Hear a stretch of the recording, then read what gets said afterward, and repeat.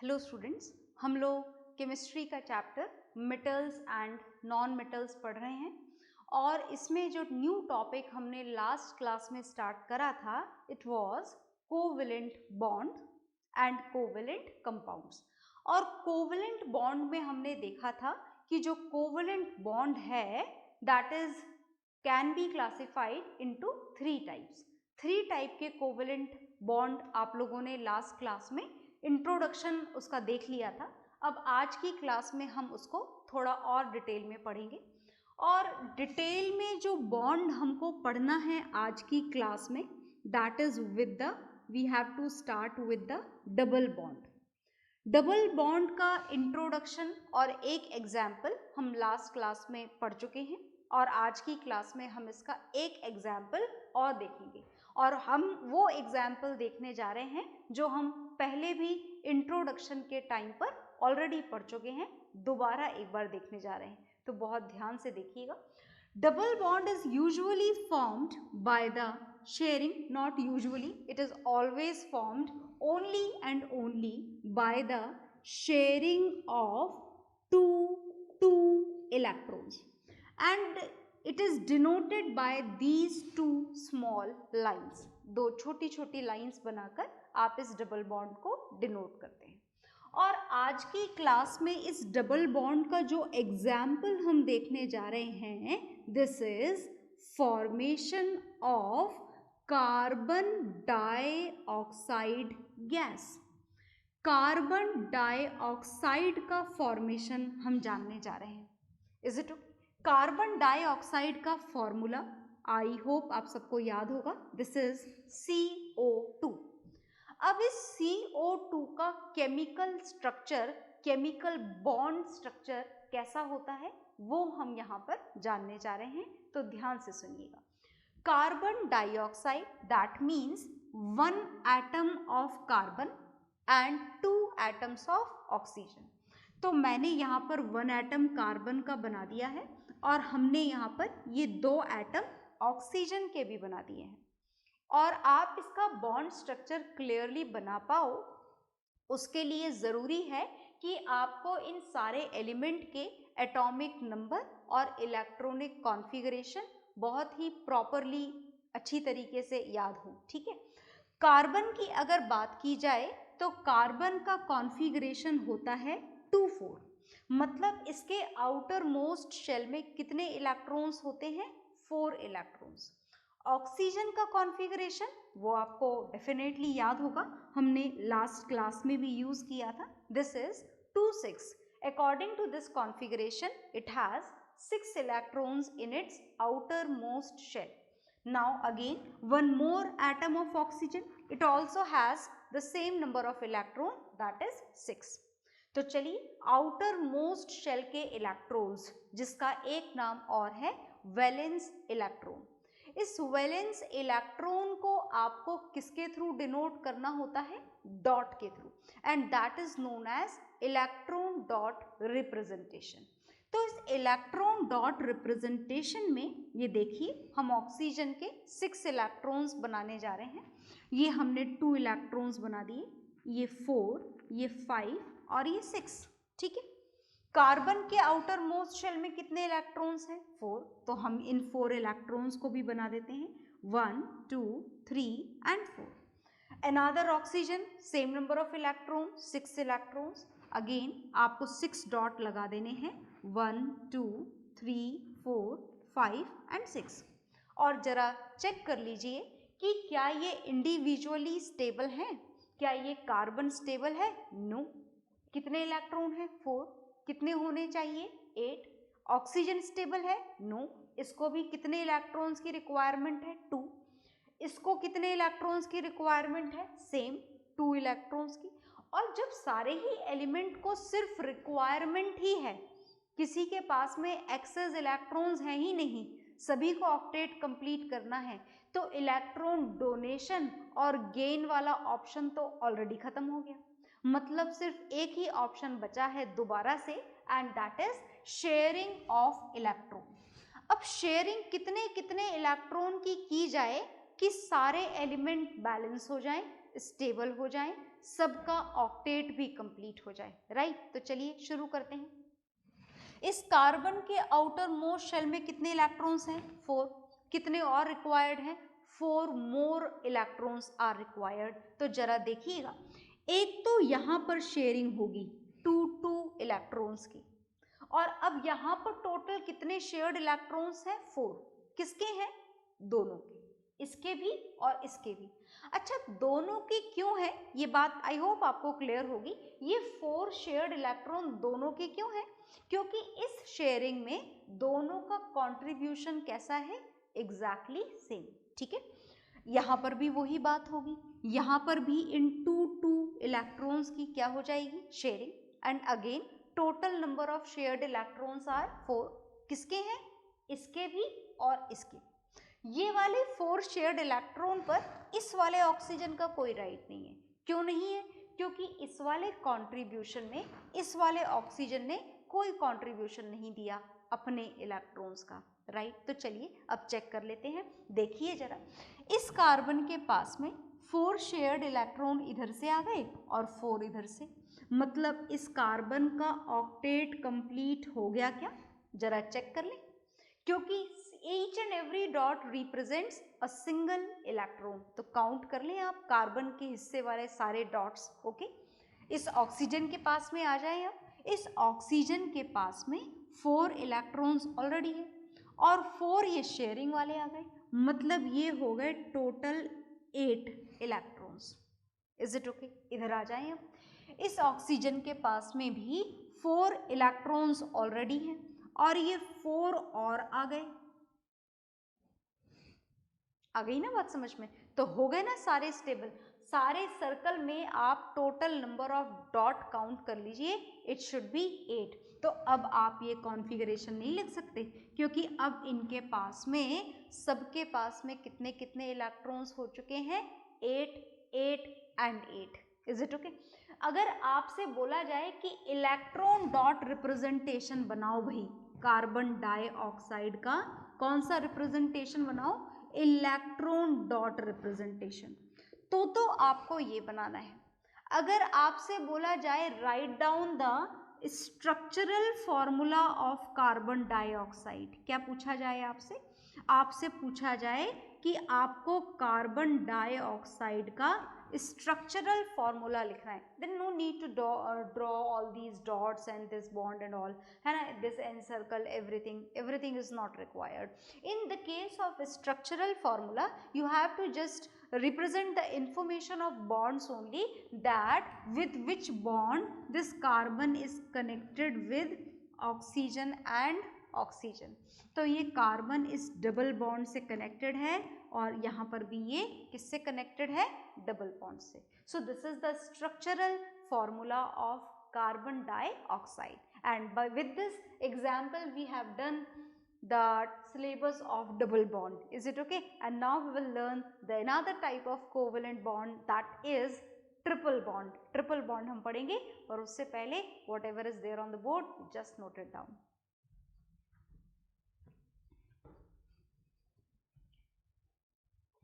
तो I hope आपने note down कर लिया होगा, मैं रफ करने जा रही हूँ। और इसके साथ में हमारा डबल बॉन्ड जो है वो कंप्लीट हो गया है, a type of covalent bond, second type of covalent bond. And now we are going to learn third type of covalent bond. Third type का कोवेलेंट बॉन्ड अब हम पढ़ने जा रहे हैं, और ध्यान से देखेंगे आप उसे।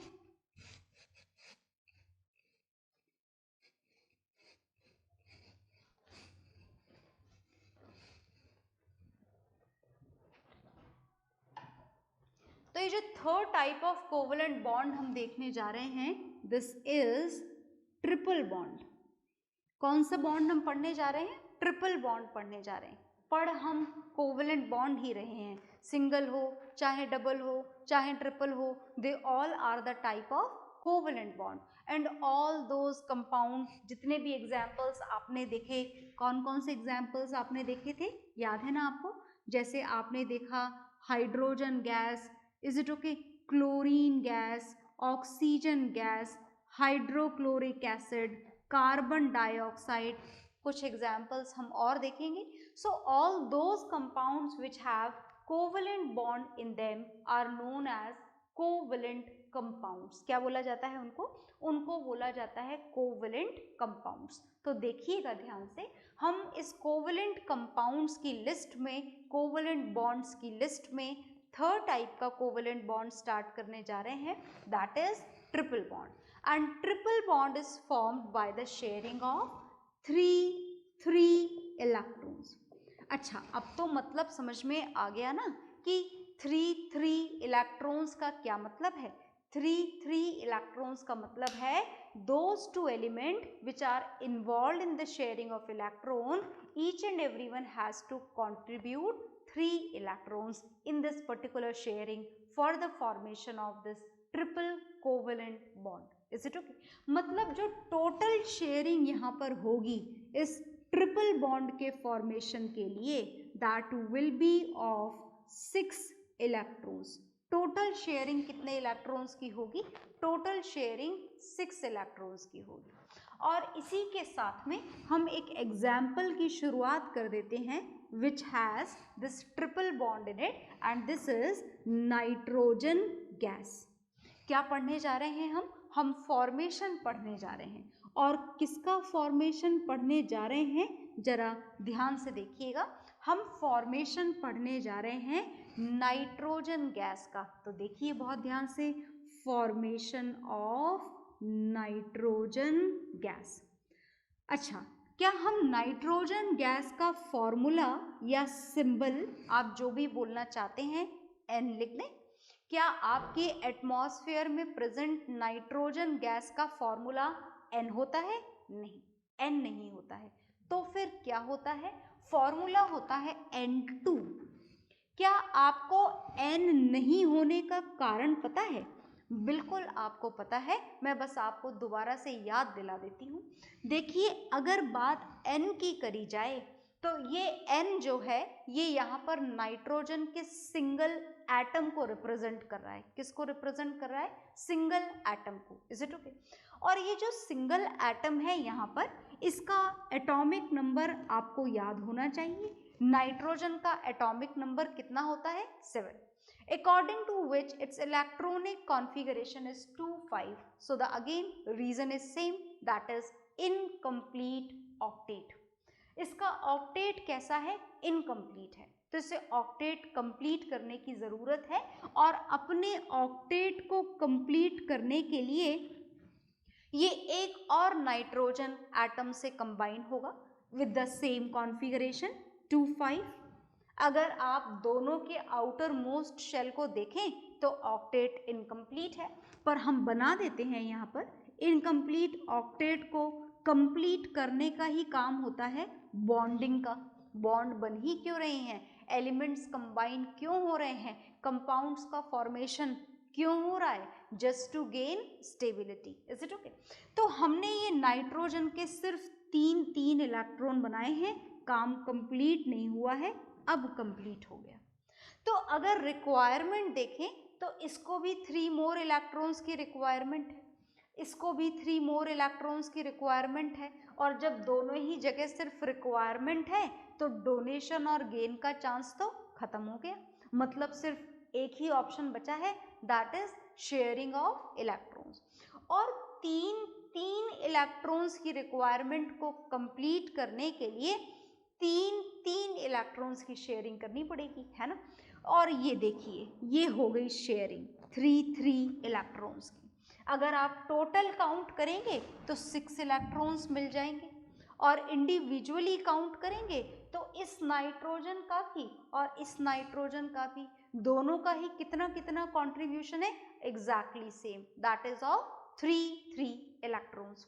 मतलब ये 6 इलेक्ट्रॉन किसके हैं? बिल्कुल दोनों के हैं, इसके भी और इसके भी। दोनों के क्यों हैं? कारण पता है ना, दोनों के होने का कारण एक ही है, that is the contribution of both of the element is exactly same.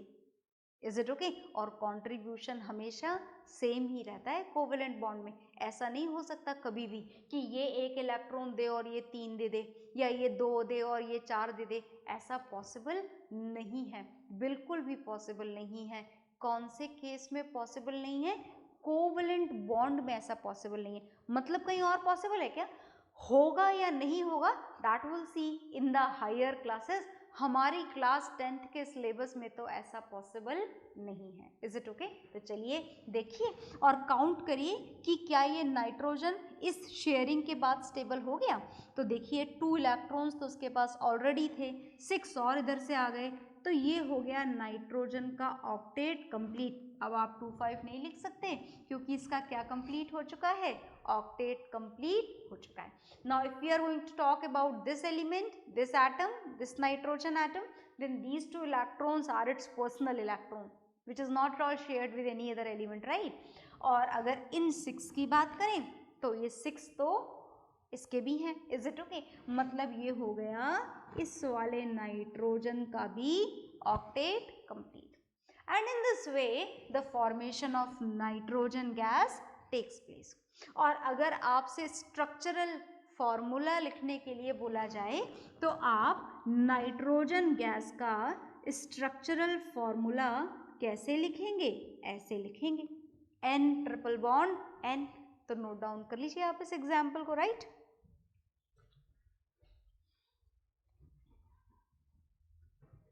हाँ जी, तो आई होप आपने ये नोट डाउन कर लिया होगा। देखिएगा आप ध्यान से, हम एक और एग्जाम्पल देखेंगे। And this is not a simple example, ये बिल्कुल भी सिंपल एग्जाम्पल नहीं है, तो बहुत ध्यान से देखना है, ठीक है? इसमें थोड़ा दिमाग आपको लगाना पड़ेगा, और ये जो दिमाग लगाना है थोड़ा ध्यान से लगाइएगा। Is it okay? Actually this is not an example of formation of triple bond, इसमें हम 2 टाइप के बॉन्ड बनाएंगे। अच्छा, नाइट्रोजन गैस तो यहाँ से हटा देते हैं क्योंकि नाइट्रोजन गैस हमें दोबारा से बिल्कुल भी नहीं पढ़ना है। तो चलिए देखते हैं कि पढ़ना क्या है, बहुत ध्यान से देखिएगा। मैं आपको एक अजीबोगरीब कंपाउंड लिखकर यहाँ पर बताने वाली हूँ जो आपने शायद आज से पहले नहीं सुना होगा या इसका फॉर्मूला आपने नहीं देखा होगा, इसलिए चुपचाप ध्यान से सुनते जाना बस, ठीक है? तो देखो ध्यान से, this is the formation of C2H2। Different है ना कंपाउंड? आपने नहीं सुना ना अभी तक? बिल्कुल भी नहीं सुना आपने। ये आप पढ़ रहे हैं फॉर्मेशन ऑफ C2H2। देखिए this is an example of carbon compound. ये एक कार्बन कंपाउंड है और कार्बन कंपाउंड को हमारी केमिस्ट्री में क्या बोला जाता है? कार्बन कंपाउंड्स को हमारी केमिस्ट्री में बोला जाता है ऑर्गेनिक कंपाउंड्स। कौन से कंपाउंड्स बोला जाता है? ऑर्गेनिक कंपाउंड्स बोला जाता है। तो C2H2 क्या है? ऑर्गेनिक कंपाउंड है। Is it okay? Compounds of carbon with hydrogen are known as organic compound. We have learned it in the acid basis and salt chapter, याद है ना आपको? तो ये एक ऑर्गेनिक कंपाउंड है। वो तो बढ़िया बात है कि ये ऑर्गेनिक कंपाउंड है, पर इसका कुछ नाम तो होगा। बिल्कुल इसका नाम है, इस C2H2 का नाम है इथाइन। अब अगर आप ये सोच रहे हो कि इसका नाम कैसे आया, ये इथाइन हमें कैसे याद रहेगा, तो देखिए फिलहाल तो मैं इसके लिए आपको बहुत ज़्यादा आपकी हेल्प नहीं कर सकती हूँ। ये इसका नाम है और ये आपको याद ही रखना पड़ेगा, C2H2। Is it okay? This is ethyne. Target बस हमारा ये जानना है कि which type of bonding is present in between this carbon and hydrogen. तो देखो 2 कार्बन है और 2 हाइड्रोजन है। बहुत ध्यान से सुनिएगा, दिमाग बिल्कुल फुल तरीके से ऑन रखिएगा, राइट? तो चलिए हम स्टार्ट करते हैं। कार्बन के भी 2 एटम और हाइड्रोजन के भी 2 एटम है ना। चलिए शुरू करते हैं 1 बाय 1। ये एक कार्बन, ये दूसरा कार्बन। पहले कार्बन का काम कंप्लीट कर लेते हैं। कार्बन के आउटर मोस्ट शेल में मुझे अच्छे से याद है कि 4 इलेक्ट्रॉन होते, और जितना अच्छे से मुझे याद है उतना अच्छे से आपको भी याद होना चाहिए, ठीक है ना? तो ये कार्बन के हमने 4 इलेक्ट्रॉन्स यहाँ पर बना दिए। एक हाइड्रोजन हमने इधर लगा दिया एक डॉट के साथ। एक हाइड्रोजन हमने इधर लगा दिया एक डॉट के साथ में। एक डॉट क्यों लगाया हमने? Because hydrogen has only 1 electron in its outermost shell. तो बड़े सारे बॉन्ड बनेंगे यहाँ पर, ध्यान से देखना। इस कार्बन ये स्टेबल है? नहीं। कितने इलेक्ट्रॉन चाहिए इसे? 4। ये हाइड्रोजन स्टेबल है? नहीं। इसे कितने इलेक्ट्रॉन चाहिए? 7? नो। हाइड्रोजन को ऑक्टेट कंप्लीट नहीं करना होता है। क्या कंप्लीट करना होता है? डबलेट कंप्लीट करना होता है। Is it okay? तो इसके पास में एक इलेक्ट्रॉन है, इसे एक और चाहिए। इसके पास में 4 इलेक्ट्रॉन है और 4 और चाहिए। इसके पास में भी 4 इलेक्ट्रॉन है और 4 और चाहिए। और इसके पास में एक इलेक्ट्रॉन है और इसे एक ही और चाहिए।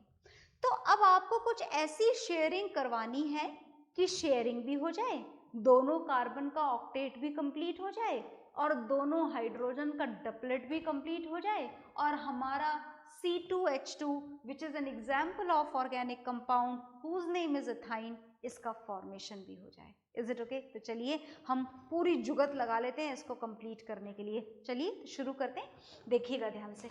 ये कार्बन 4 इलेक्ट्रॉन की रिक्वायरमेंट है टोटल, तो 3 इलेक्ट्रॉन की रिक्वायरमेंट तो इस शेयरिंग के साथ में कंप्लीट कर लेगा और 1 इलेक्ट्रॉन की रिक्वायरमेंट ये इसके साथ में कंप्लीट कर लेगा, है ना। ये 2 शेयर्ड इलेक्ट्रॉन किसके हैं? इसके और इसके। ये 6 शेयर्ड इलेक्ट्रॉन किसके हैं? इसके और इसके। ओके, एक और शेयरिंग बाकी है इस हाइड्रोजन की इस इलेक्ट्रॉन के साथ। ये 2 शेयर्ड इलेक्ट्रॉन किसके हैं? इसके और इसके। जो एलिमेंट कंट्रीब्यूशन में अपने इलेक्ट्रॉन कंट्रीब्यूट करते हैं, इलेक्ट्रॉन उन्हीं के होते हैं बस, है ना। बिल्कुल सही बात है ये। तो चलिए अब हम चेक कर लेते हैं कि दोनों हाइड्रोजन एटम का डबलेट और दोनों कार्बन का ऑक्टेट कंप्लीट हुआ या नहीं हुआ। तो चलिए चेक करते हैं, देखिएगा ध्यान से, ये बहुत ध्यान से देखते जाइएगा। ये देखो हाइड्रोजन के हिस्से में आ चुके हैं कितने इलेक्ट्रॉन? 2 ही रिक्वायर्ड थे। यस, 2 ही रिक्वायर्ड है। इस कार्बन को चेक करो बहुत ध्यान से, 4 एटम एक साथ ले लिए हैं आपने, इसलिए चेकिंग बिल्कुल केयरफुली करनी है हमको। तो इस कार्बन के चेक करिए, ये 6 इलेक्ट्रॉन्स तो इस शेयरिंग से आ गए और 2 इलेक्ट्रॉन इस शेयरिंग से आ गए। तो हम एनसर्कल करना यहाँ से शुरू करेंगे और अब आप इस सर्कल में चेक कर लो कि टोटल नंबर ऑफ इलेक्ट्रॉन्स 8 हैं या नहीं है। तो कार्बन के 6 तो ये शेयर्ड इलेक्ट्रॉन और ये 2 इलेक्ट्रॉन यहाँ से आ गए। आगे देखिएगा, ये वाले कार्बन पर आ जाइए, ये इस कार्बन के भी 6 इलेक्ट्रॉन्स और ये 2 इलेक्ट्रॉन्स इस वाली शेयरिंग से आ गए। ये 6 इलेक्ट्रॉन कॉमन थे ना इन दोनों के बीच में, और इस हाइड्रोजन का भी ये डबलेट क्या हो गया? कंप्लीट हो गया। ये तो हो गया electron dot representation of ethyne, that is C2H2। अब अगर मैं आपसे बोलूं कि ये तो इलेक्ट्रॉन डॉट रिप्रेजेंटेशन हो गया, अगर आपको स्ट्रक्चरल फॉर्मूला बनाना हो तो स्ट्रक्चरल फॉर्मूले में आपको डॉट नहीं लगाने होते हैं, नंबर ऑफ इलेक्ट्रॉन्स एनसर्कल नहीं करने होते हैं, सिर्फ और सिर्फ क्या करना होता है? बॉन्ड रिप्रेजेंट करने होते हैं। तो कर दे बॉन्ड रिप्रेजेंट, देखिएगा ध्यान से। इन दोनों कार्बन के बीच में कौन सा बॉन्ड बन रहा है? Triple bond. Is it? ये कार्बन और इस हाइड्रोजन के बीच में कौन सा बॉन्ड बन रहा है? Single bond. ये बन गया सिंगल बॉन्ड। इस कार्बन और इस हाइड्रोजन के बीच में भी कौन सा बॉन्ड बन रहा है? Single bond. ये बन गया single bond. So this is the structural formula of ethyne. ये इथाइन का क्या है? स्ट्रक्चरल फॉर्मूला है। तो इन दिस वे ऐसा जरूरी नहीं है कि ट्रिपल बॉन्ड अकेला ही बनेगा, एक ही फॉर्मूले के अंदर ट्रिपल बॉन्ड, सिंगल बॉन्ड दोनों हो सकते हैं, या फिर एक ही कंपाउंड के अंदर सिंगल बॉन्ड, डबल बॉन्ड और ट्रिपल बॉन्ड तीनों भी हो सकते हैं। Is it okay? तो हमारी लिस्ट में हमने एक और कंपाउंड ऐड कर लिया, C2H2। अच्छा, मैं आपको बता दूं कि this is the example of organic compound. ये एक एग्जाम्पल आपने देखा है, पर ऑर्गेनिक कंपाउंड के जितने भी एग्जाम्पल्स होते हैं, जैसे कुछ नाम शायद आपको याद हो, मैं आपको याद दिला देती हूँ। चलिए, जैसे glucose is an example of organic compound, right? Sugar is an example of organic compound. Alcohol is an example of organic compound. अच्छा, एसीटोन बताया था ना मैंने 1-2 क्लास पहले भी, acetone nail polish remover, that is also an example of organic compound. So all these organic compounds are usually have covalent bond in them. Organic compounds को आप covalent compounds भी बोल सकते हैं, because all the organic compounds are having this covalent bond in them. Definitely इनमें सिर्फ और सिर्फ कौन सा बॉन्ड प्रेजेंट होता है? सिर्फ और सिर्फ कोवलेंट बॉन्ड ही प्रेजेंट होता है. कौन से कंपाउंड्स के अंदर? ऑर्गेनिक कंपाउंड्स के अंदर. And because of that only organic compounds can also be known as covalent compounds. आ गई बात समझ में? क्लियर हो गया? तो इस तरीके से ट्रिपल बॉन्ड और सिंगल बॉन्ड का कॉम्बिनेशन आपने पढ़ लिया है. आप whatever is there on the board note it down very properly. Okay,